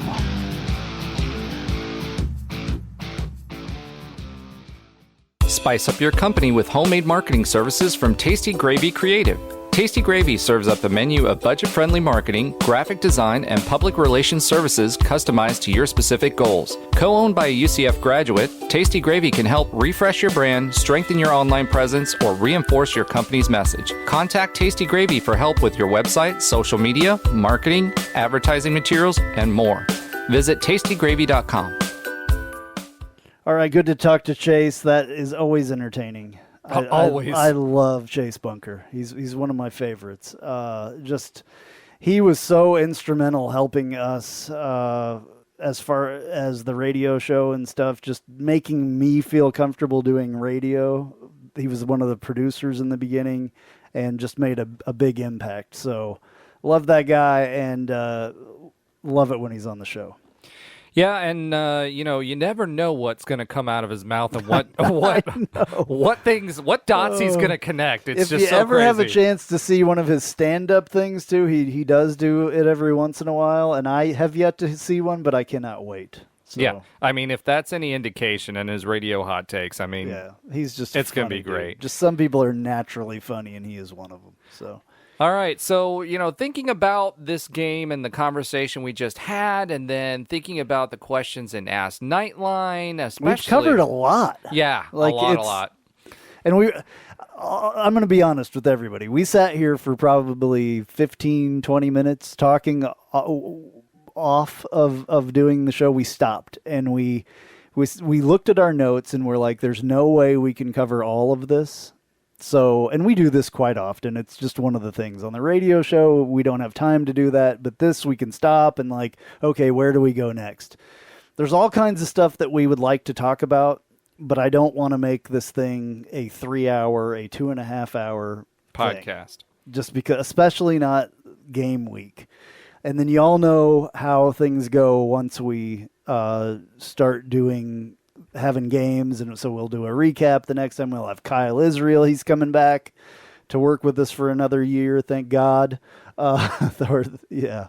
And then so that'll be all back to normal. Ask Knightline will still be in there and all that, but there's so much to talk about. There's so much going on in the world of sports right now. I don't like to talk about conference realignment. It's just one of the things that I don't like to talk about. Roger loves to talk about it. So I do. So we had some negotiations, and this is the way we're going to do it. So I'm going to let you talk about your two things that you want to talk about, and then we'll do our predictions, and we'll be out of here. Hopefully we see a bunch of you at the game. Please come to the softball lot and say hi. Just look for the black and gold school bus. And point yourself out and try to find me. If you know what I look like, walk up and say, hey, So I would love to see you. You'll be there. Ben Stout should be there. You'll, if you know what Ben Stout looks like, he's 7 foot. You'll see Ben Stout. Yeah, you'll see Ben Stout when you walk into anywhere on campus. Probably just look for the giant UCF flagpole that's actually a walking shirt. There you go.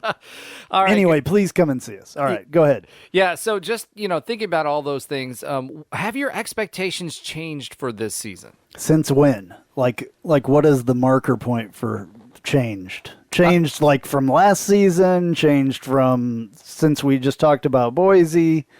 Let's say since the beginning of fall camp. Oh, since the beginning of fall camp. No, my expectations have not changed, I don't think. Because when we talked about it before, it was like, yeah, we can go undefeated. So what are your expectations? Have those changed? Have those adjusted? Or are they tempered a little bit based on losing running backs and everything else coming out of fall camp? The running back thing does not concern me. We have running backs. It's not like they're a dime a dozen, but we've got a bunch of them. So I know in there somewhere there's somebody that can run the ball. So I'm not worried about that. More of my worry as far as a position group today is the wide receivers. That is my biggest worry. And I know that's changed because it was defensive backs. Yeah.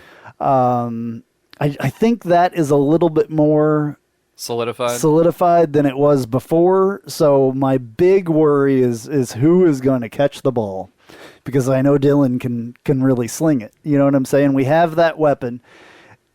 Do we have the weapons to help him to catch the ball, basically, and run with it? We have a couple of them.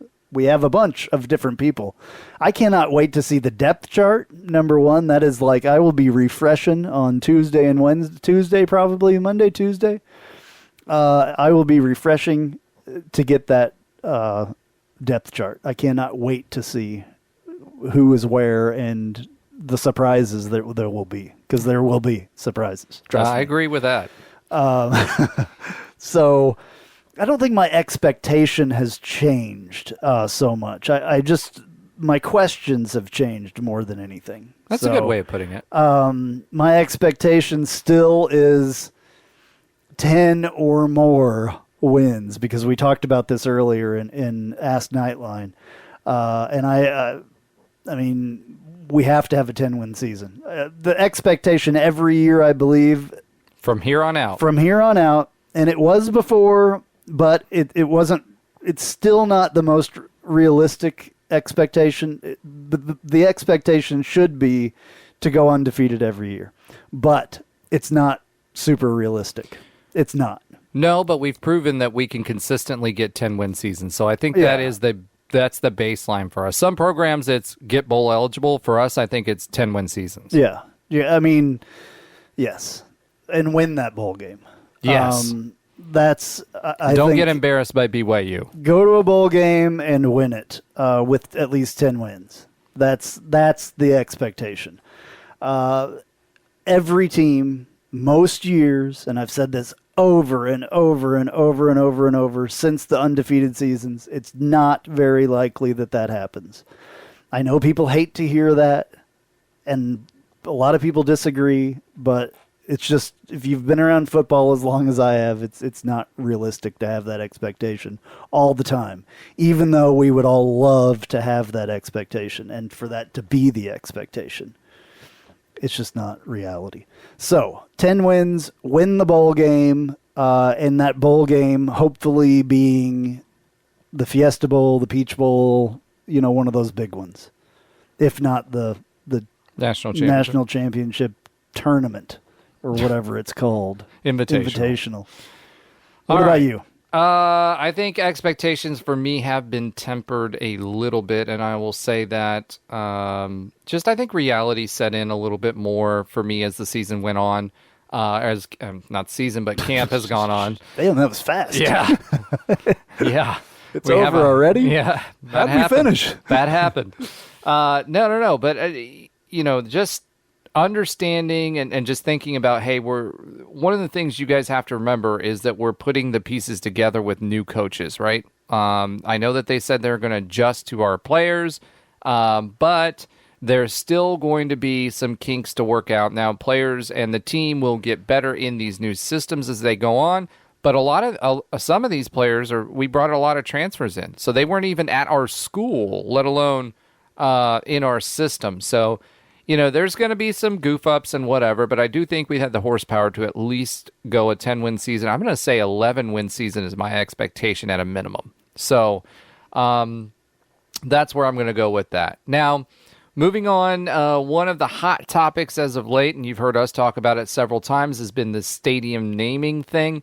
Right now, we're the Blank Square Stadium at the Bounce House. So just simply, it got pushed again. So there was another meeting that was scheduled. It got pushed again this past week. What's interesting is you would expect that the deal is dead at this point, but UCF has come out on all of their social media and said that they're still working towards it. Terry Mohadra actually mentioned that also to some folks as well at one of the events that he was at after he did the presentation for the new football athletic village. So it seems like this is not dead yet. It also seems like from what we've been told, or what I've been told, is that initially there was some state level political involvement in dotting I's and crossing T's and moving that forward. But now the rumor is that it was the bot itself, the Board of Trustees themselves, who shot this down and pushed it back around questions of the viability of the company's finances. That being said, the company 3GM was vetted by a third-party accounting firm to make sure that they had the money to be able to pay this thing. However, the owner or president, not the owner, the CEO of the company, who is a UCF alum and very supportive of UCF athletics, has come out and said that there is a merger that is happening where they're absorbing another company. So that may have something to do with that. But as of right now, they are still looking to finish that deal up and get it signed for naming rights for the stadium. Moving on, some conference realignment news. As we, where's my "As the World Turns"? As the world turns. There it is. All right, guys. That's for those listeners that have been here a long time, that dates way back to 2015, 2016, when the first round of all this mess was going on, and they were talking about the tap dance in Texas. That's going to be my nickname for it, the tap dance in Texas. So the Pac-12 has come out and decided against expansion formally on this past Thursday. So they are not expanding. That means the leftover 8 in the Big 12 do not have that as an option, at least for the foreseeable future.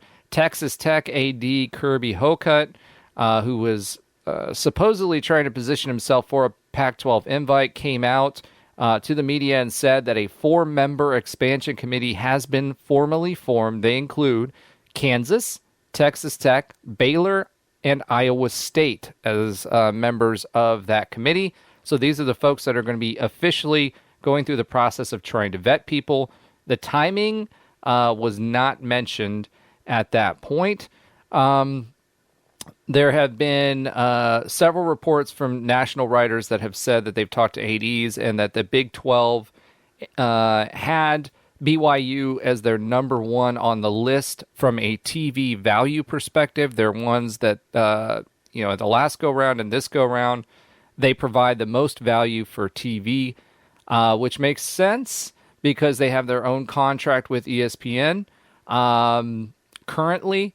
But, they had some issues the last go-round based on BYU being a religious institution and some of their practices there.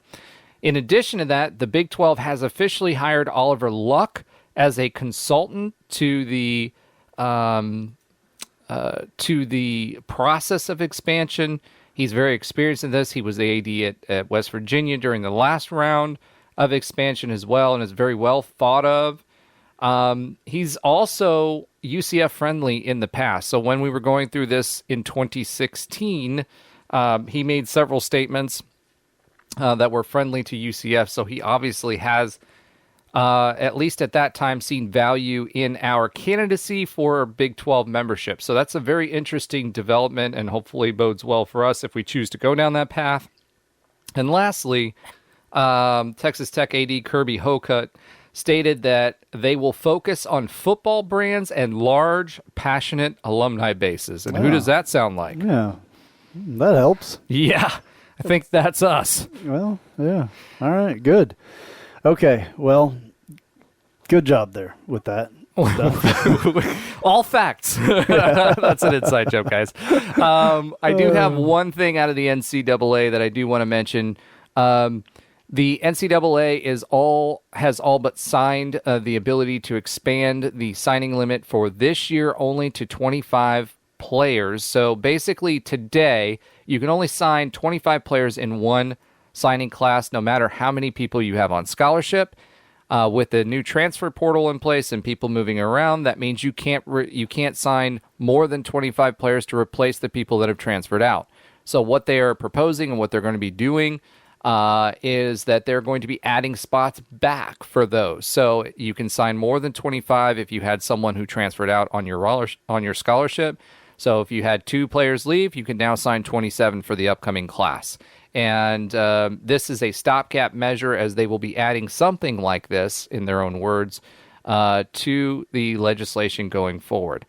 And that takes me through all of that. All right, good deal. Yeah, interesting stuff with all of this. There's so much going on, and we're trying to, get into game week and all that other stuff. So there's just so much going on that we can't possibly. We could talk. Well, we could. We could talk for hours about this stuff, though. About all those things that you just mentioned, we could literally go another hour, and I really don't want to do that. So, yeah. And you've got to drive. So you're actually in the studio tonight, and you have to drive home to the Panhandle tonight. Yes. So we were trying to go to work this, in the morning. Yeah, trying to get this done. Okay, back right after this with the Tijuana Flats Hot Take of the Week.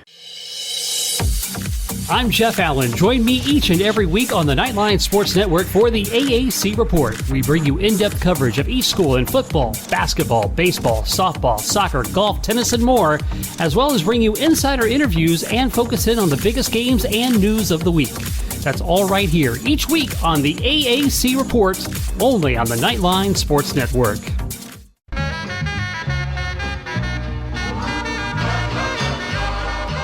Welcome. This is a promo for the Take a Left at Albuquerque podcast, new to the Knightline Sports Network. You should listen to it. I say things like this. We need to stop blaming Jerry because we would do the exact same thing if we owned the Dallas freaking Cowboys. Do you know how much fun it is to own the Dallas Cowboys? My guests will say things sometimes like this. It's the Lord of the Flies thing that happens when they don't understand that things are wrong, spoiler alert, until Piggy dies.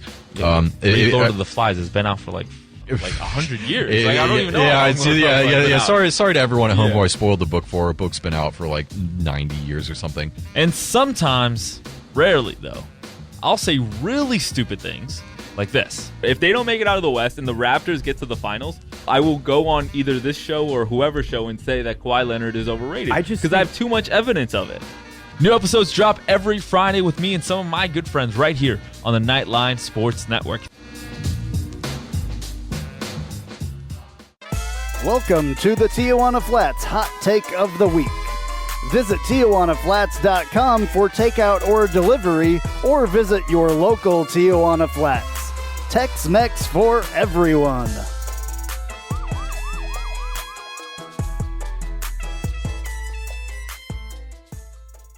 All right, we have decided that we are going to make the Tijuana Flats Hot Take of the Week segment our prediction segment. We did that on the radio show out of kind of necessity of time to do something, so we've decided we're going to do it here too, which is fine. All right, I'm going to let you go first, Roger. All right, and,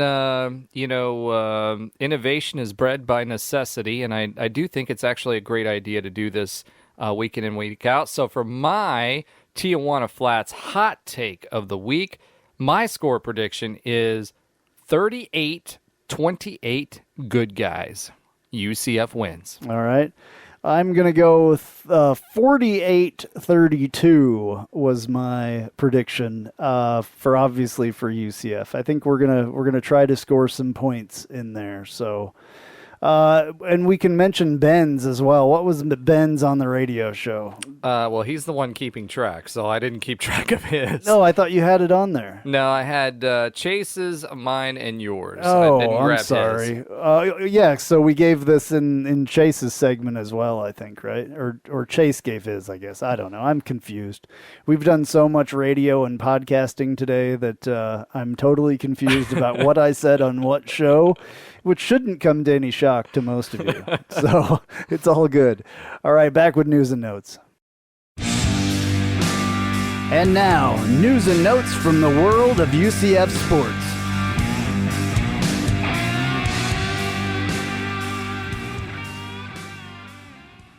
All right, congratulations to the UCF women's soccer team, who are now ranked 19th in the nation and handed Gainesville Lizards. This is Roger wrote this. It's not me. The Gainesville Lizards, a 2-0 loss. Unfortunately, LSU defeated the Knights 2-0 tonight. Yeah, I definitely didn't want to say Lizards. So I'm going to try to come up with different names for all of these teams as we went with the Smurf Turf Ponies. Just call them Gator Bait. Gator Bait. There we go. It was a mixed bag for UCF volleyball this weekend as they played 3 games and they lost to ranked Georgia Tech 1-3, swept St. John's 3-0, and lost to ranked Penn State 3-0. Both losses were in competitive sets. The team is now 1-2 overall and will play Clemson and South Carolina on Thursday and Friday. All right, Gabe Davis recorded another touchdown this week with the Bills and opened up scoring for the team. He finished with 5 receptions for 75 yards and 1 touchdown. We need to get, I need to get more of the NFL stuff going again because that's starting as well. So there's more stuff for me to do, or you to do, or both of us. Mike Hughes, playing for my Chiefs. I may have talked about this earlier. You did. But whatever, I'm going to talk about it again. Returned a punt that looked just like the one against the Cows. I could tell just from the step that he took when he caught the ball that he was running it back. It was almost like identical, and it wound up being called back on a illegal block to the back. I almost cried, but it was beautiful. So he is our punt returner for the Kansas City Chiefs, and I think a starting nickel. So well, my Bengals never have any good highlights, especially since they aren't playing any of their starters in the preseason. So we're going to go with another NFL night. Otis Anderson got some playing time in the offense for the Rams this weekend. He finished with 3 carries for 10 yards. That's 3.3 yards per carry. He had 2 receptions on 3 targets for a total of 16 yards. Jacob Harris was also targeted 3 times, but he had no receptions. Oh, he dropped it. It's amazing. Coach Lovelady was signed through the 2025 season to lead our baseball nights. And buzz from the players is that the vaccination rate is now hovering around 80% for the players, so that's great news for the team. And Gus said in the press conference that it had been up as well. He didn't give a number. UCF men's basketball announces their 2021 schedule, which is not listed right here. But it's not bad. It's a good schedule. There's stuff we on got there. Michigan. We will talk about that stuff all at a later time, especially when we get into basketball. But we've got football coming up. I am so freaking excited. I don't know what to do. This is going to be the longest work week ever for me because I'm ready to go. I'm ready for this game to start. Watching college football, what there was on this weekend. Could you call that college football? There was some of it that was. All right, it just got me going. All right, this has been Knightline 261. I'm Andrew Phegley. And I'm Roger Phipps. Go Knights! Charge on.